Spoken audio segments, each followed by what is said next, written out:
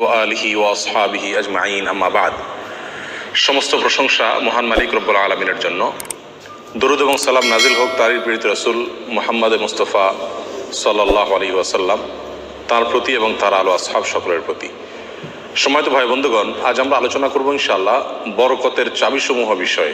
বরকত শব্দের অর্থ হলো কল্যাণ বেশি হওয়া, যে কোনো কিছুতে আল্লাহর পক্ষ থেকে কল্যাণ যুক্ত হওয়া, এটা হলো বরকত। দুনিয়ার যে কোনো বস্তুতে যখন আল্লাহ সুবহানাহু ওয়া তাআলার পক্ষ থেকে কল্যাণ যুক্ত হয়, বিষয়টা যখন কল্যাণকর হয়ে যায়, উপকারী হয়ে যায়, তখন সেটা পরিমাণে অনেক অল্প হলেও আমাদের জন্য সেটা অনেক বেশি উপকার বয়ে আনে। অনেকে অনেক দীর্ঘ হায়াত পাইছেন, কিন্তু দীর্ঘ হায়াতে তেমন কিছু করার সুযোগ পান নাই, তার মানে জীবনে বরকত হয় নাই। অনেকে প্রচুর পরিমাণ সম্পদ কামাই করেছেন, কিন্তু সেই সম্পদ থেকে কোনো হিসাব খুঁজে পাচ্ছেন না যে কোথায় কি করলেন, বরকত নাই। অনেকে দেখা যাচ্ছে যে অনেক কাজ করেছেন, কিন্তু ফলাফল দেখা যাচ্ছে খুব বেশি একটা দৃশ্যমান না, তার মানে বরকত নেই।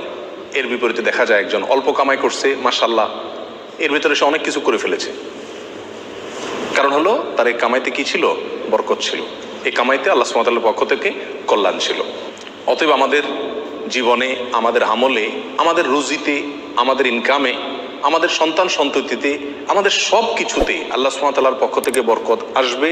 বেশ কিছু আমল আছে, সে আমলগুলো করলে এগুলোকে আমরা এক কথায় বলতে পারি বরকতের 10টি চাবি। এই চাবিগুলো যদি আমরা ব্যবহার করি, তাহলে ইনশাআল্লাহ বিদিনিল্লাহ আমাদের জীবন বরকতময় হয়ে যাবে। তার ভিতরে 1 নম্বরের চাবি হলো বরকতের ঈমান এবং তাকওয়া।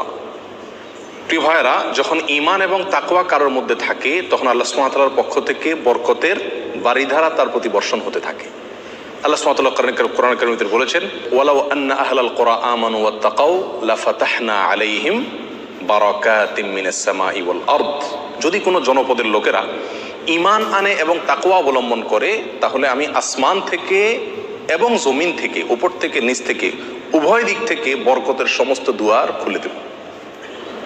সম্মানিত ভাইরা, এই জন্যই দেখা যায় সারা পৃথিবীতে অন্য ধর্মের মানুষেরা, অমুসলিমেরা কোনো দিক থেকে অনেক বেশি সুখে শান্তিতে আছে বলে আমাদের কাছে মনে হয়, কিন্তু আসলে সুখে শান্তিতে খুব একটা নাই। বিভিন্ন জরিপ বলছে সুসাইড বা আত্মহত্যার পরিমাণ তাদের মধ্যে বেশি।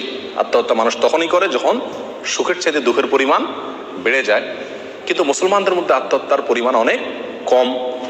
মুসলমানরা বেশিরভাগই গরিব, অভাবী, তারপরেও তাদের মধ্যে আত্মহত্যার পরিমাণ কম। এটা একটা আলামত যে তাদের জীবনে কি আছে? বরকত আছে। কারণ ঈমান সামান্য হলেও আছে। আর যার জীবনে ঈমান নাই, তাকে দেখবেন যে অনেক আট্টালিকাতে সে আছে, সুখে শান্তির অনেক উপকরণ তার কাছে আছে, কিন্তু আসলে সুখ শান্তিতে খুব একটা সে নাই। কারণ তার জীবনে কি নাই? বরকত নাই। এই জন্য কেউ যদি ঈমান আনে আর তাকওয়া অবলম্বন করে, এই দুটি জিনিস যদি কারোর ভিতরে থাকে, তাহলে আল্লাহ সুবহানাহু ওয়া তাআলার ওয়াদা হলো আসমান এবং জমিন থেকে বরকতের সমস্ত দুয়ারগুলো তার জন্য কি করে দেওয়া হবে? খুলে দেওয়া হবে। এই জন্য ভাই, ঈমানকে খালেস করতে হবে শিরক থেকে, কুফরি থেকে, নেফাকি থেকে। শিরক, কুফর, নেফাক, এগুলো থেকে ঈমানকে পরিচ্ছন্ন করতে হবে আর তাকওয়া অবলম্বন করতে হবে। এবং সে যদি বিসমিল্লাহ বলে, তো শয়তান তার সাথে ওই খাবারে যোগ দিতে পারে না, ভাগ বসাতে পারে না। যেটুকু আছে সেটুকু তার জন্য কল্যাণ বয়ে আনে, কল্যাণ করা হয় খাবার। অনুরূপভাবে কেউ যদি বাসা বাড়িতে প্রবেশ করে, বিসমিল্লাহ বলে ঢুকে, তাহলে সেই ঢোকার সময় তার সাথে কি হতে পারে না? শয়তান যোগ দিতে পারে না। অনুরূপভাবে প্রত্যেকটা কাজে বান্দা যখন ভালো কাজে যখন বিসমিল্লাহ বলে শুরু করে, তখন শয়তান সেই কাজে আর অংশগ্রহণ করতে পারে না। আর শয়তান যখন ইন্টারফেয়ার করতে পারে না, তাহলে আল্লাহ সুবহানাহু ওয়া তাআলার পক্ষ থেকে সেখানে বরকত আসা খুবই সহজ হয়ে যায়। এটাই স্বাভাবিক। অতএব বিসমিল্লাহর পরিমাণ বেশি বলা। 3 নম্বর বরকতের চাবি হলো ভাই কোরআনে কারীমের সাথে সম্পৃক্ততা বাড়ানো। যে যত বেশি কোরআনের সাথে সম্পর্ক গড়বে, তার জীবনে তত বেশি বরকত নেমে আসবে। যে ঘরে কোরআন তেলাওয়াত হবে, কোরআনের চর্চা হবে, কোরআনের শেখা হবে, কোরআন বুঝাবুঝি হবে, কোরআনের উপর আমল করার প্রবণতা থাকবে, অভ্যাস থাকবে, সেই ঘরে আল্লাহ সুবহানাহু ওয়া তাআলার বরকত তত বেশি আসবে। আল্লাহ সুবহানাহু ওয়া তাআলা কোরআন কারীমের ভিতরে বলেছেন, ওয়াহাযা কিতাবুন আনজালনাহু মুবারাক। কোরআনে কারীমকে আল্লাহ সুবহানাহু ওয়া তাআলা কোরআনের বহু জায়গায় বলেছেন যে এটা কিতাবে মুবারাক। এই কোরআনটা হলো কি? বরকতময়। অতএব এর সাথে যে যত বেশি সম্পৃক্ত হবে, তত বেশি তার জীবন কি হবে? বরকতময় হয়ে যাবে। নবী আলাইহিস সালাম বলেছেন সহিহ মুসলিমের হাদিসে, ইন্নাল্লাহা ইয়ারফাউ বিহাযাল কিতাবি আকওয়ামা ওয়া ইয়াদাউ বিহি আখারিন। আল্লাহ তাআলা এই কিতাব দিয়ে বহু মানুষকে উপরে উঠাবেন, আবার বহু মানুষকে নিচে নামাবেন। অর্থাৎ এই কিতাব, কোরআন, এটাকে যারা ফলো করবে, আল্লাহ তাআলা তাদেরকে মর্যাদা বাড়াবেন, আর যারা ফলো করবে না তাদের মর্যাদা কমাবেন। বাহ্যিকভাবে মনে হবে সুখের সাগরে ভাসছে, আসলে দুঃখের কোনো অন্ত তাদের জীবনে থাকবে না। তাহলে বরকতের 3 নম্বর চাবি হলো কি? কোরআনের সাথে সম্পর্ক বেশি বেশি করা, কোরআন তেলাওয়াত করা, কোরআন বোঝা, কোরআন অনুযায়ী আমল করার চেষ্টা করা। যত বেশি যেই করবে আল্লাহ তাআলা তার জীবনের প্রতিটা পদে পদে তত বেশি কি দিবেন? বরকত দান করবেন। বরকতের 4 নম্বর যে চাবি আছে সেটা হলো ভাই সাদাকা করা, দান করা। কি করা? দান করা, সাদাকা করা। সাদাকা এবং দান করলে বহু হাদিস থেকে বোঝা যায়, জানা যায় যে বিপদ আপদ দূর হয়ে যায়। আমাদের যে কোনো কাজ থেকে, যে কোনো অর্থকড়ি থেকে, যে কোনো উপার্জন থেকে আমাদের কল্যাণটা আসে না, এর একটা বড় কারণ হলো বিপদ এসে যায়। আমি একটা দোকানদারি শুরু করলাম, একটা বিপদ এসে গেল, তাহলে আমার সেখান থেকে কল্যাণটা আর আসলো না। তো বরকত যদি আপনি চান প্রত্যেকটা বস্তুতে, প্রত্যেকটা জিনিসের কল্যাণ আসুক, উপকার হোক জিনিসটা আপনার জন্য, ছোট চাকরি, অল্প আয়, ছোট ব্যবসা, এর ভিতরেই আল্লাহ তাআলা কল্যাণ দিয়ে দেখ। আপনি যদি চান তাহলে আপনাকে কি করতে হবে? সাদাকার অভ্যাস করতে হবে। দান করলে মুসিবত এবং বিপদ দূর হয়। তো আপনার ওই অল্প আয় থেকে যখন বিপদ দূর হয়ে যাবে বা বিপদ মুক্ত থাকবে, তখন ইনশাআল্লাহ বিদিনিল্লাহ সেটা আপনার জন্য কি হয়ে যাবে? কল্যাণকর এবং বরকতময় হয়ে যাবে। ওর ভিতরে আপনার জন্য বরকত থাকবে। অতএব সাদাকার অভ্যাস করা, সারা বছর অল্প স্বল্প হলেও, পরিমাণে খুব অল্প হোক। এক হাদিসে আসছে নবী সাল্লাল্লাহু আলাইহি ওয়াসাল্লাম বলেছেন, খেজুরের অংশ দিয়েও যদি হয় তবুও তুমি সাদাকা করে জাহান্নামের আগুন থেকে বাঁচার চেষ্টা করো। বিপদ থেকে রক্ষার জন্য আমরা সাধ্য অনুযায়ী সাদকা করব, অনেক বেশি করা কোনো জরুরি না।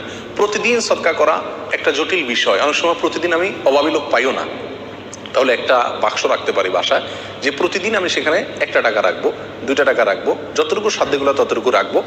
তাহলে নিয়মিত আমি দানের সওয়াবটা পেয়ে গেলাম। এই টাকাটা অভাবী লোকের, পরে কয়দিন পর পর খুলে আমি দিয়ে দিলাম মানুষকে। তাহলে প্রতিদিন সৎকার আমলটা হয়ে গেল। এবং সৎকার নিয়মিত করলে কি হয়? বরকত প্রত্যেকটা ক্ষেত্রে নেমে আসে।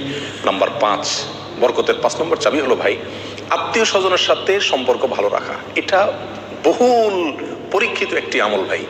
আত্মীয় স্বজনের সাথে যে যত বেশি সম্পর্ক ভালো রাখে, মা বাপ, ভাই বোন, ফুফু, চাচা, কাছের লোকজন, রক্ত সম্পর্কীয় লোক যারা, বিশেষ করে তাদের সাথে যে যত বেশি সম্পর্ক ভালো রাখে এবং তাদের সাথে সম্পর্ককে নষ্ট করে না, তারা যদি দুর্ব্যবহার করে তো নিজের পক্ষ থেকে ভালো ব্যবহার করার চেষ্টা করে, তো এই লোকের জীবনে আল্লাহ তাআলা বরকত দান করেন। এটা পরীক্ষিত বিষয়। অতএব এই চাবিটি বরকতের, এটা খুবই গুরুত্বপূর্ণ। 5 নম্বর, অর্থাৎ আত্মীয় স্বজনের সাথে, রক্ত সম্পর্কীয় লোকদের সাথে কি করতে হবে? সম্পর্ক সবসময় বিল্ড আপ করার চেষ্টা করতে হবে, তাদের খোঁজখবর নিতে হবে, সাধ্য অনুযায়ী তাদের পাশে দাঁড়াতে হবে। যদি পাশে দাঁড়াতে নাও পারেন, অন্তত সম্পর্কটাকে কি করতে হবে? ভালো রাখার চেষ্টা করে যেতে হবে। নাম্বার 6, বরকতের 6 নম্বর চাবি হলো ভাই সকালবেলায় ভোরে ভোরে কাজে যাওয়া। নবী আলাইহিস সালাম দোয়া করেছেন, আল্লাহুম্মা বারিক লি উম্মতি ফি বুকুরিহা, আল্লাহ আমার উম্মতকে সকালবেলা আপনি বরকত দান করবেন। অন্য এক রওয়ায়াতে আসছে বুরিকা লি উম্মতি ফি বুকুরিহা, তিনি বলেছেন আমার উম্মতের জন্য সকালবেলা সময়টাতে বরকত দেওয়া হয়েছে। অতএব সকালের সময়টাতে আপনি ঘুমায় থাকেন, তাহলে বরকত কোত্থেকে আসবে? এই টাইমটাতে কাজ করতে হবে। এবং কিছু কিছু কাজ আছে, কিছু কিছু পেশা আছে যে সকালবেলা করার মতন। আপনি মার্কেটে দোকান আছে, সকালের টাইমটা আসলে ঘুমের কোনো উপযুক্ত টাইম না। আপনি রাতে ভালো করে ঘুমান, বেশি করে ঘুমান, সকালে ঘুমাবেন না, দুপুরে ঘুমান, কিন্তু সকালে ঘুম এটা কোনো প্রশংসনীয় ঘুম নয়, স্বাস্থ্যের জন্য ভালো নয়, ইসলামী দৃষ্টি থেকেও খুব বেশি প্রশংসনীয় নয়। এই জন্য সকালবেলা যদি কাজে বের হওয়া যায় তাহলে ইনশাআল্লাহ জীবনে কি আসবে? বরকত আসবে। যে কাজই করেন আপনি সকালবেলা, সেই কাজে আল্লাহ তাআলা কি দিবেন? বরকত দান করবেন। নাম্বার 7, বরকতের 7 নম্বর চাবি হলো ভাই নিজে 5 ওয়াক্ত সালাত আদায় করতে হবে এবং পরিবারের লোকদেরকে সালাতের নির্দেশ করতে হবে। বহু লোক নিজে নামাজ পড়ে, কিন্তু বাচ্চা কাচ্চা, ফ্যামিলির লোকজন তারা নামাজ পড়ছে কিনা সে বিষয়ে কি করে না? খবর রাখে না। আল্লাহ সুবহানাহু ওয়া তাআলা কোরআন কারীমের ভিতরে বলেছেন, ওয়া উমুর আহলাকা বিস-সালাত, তুমি তোমার পরিবারকে নামাজের নির্দেশ করো। নিজে তো পড়তেই হবে, পরিবারকেও নির্দেশ করো। ওয়াসতাবির আলাইহা, এবং এটার উপর অটল থাকো, ধরে রাখো এটাকে। তাহলে কি হবে? লা নাসআলুকা রিজকা, আমি তোমাদের কাছ থেকে, আল্লাহ বলছেন আমি তোমাদের কাছ থেকে রিজিক চাই না।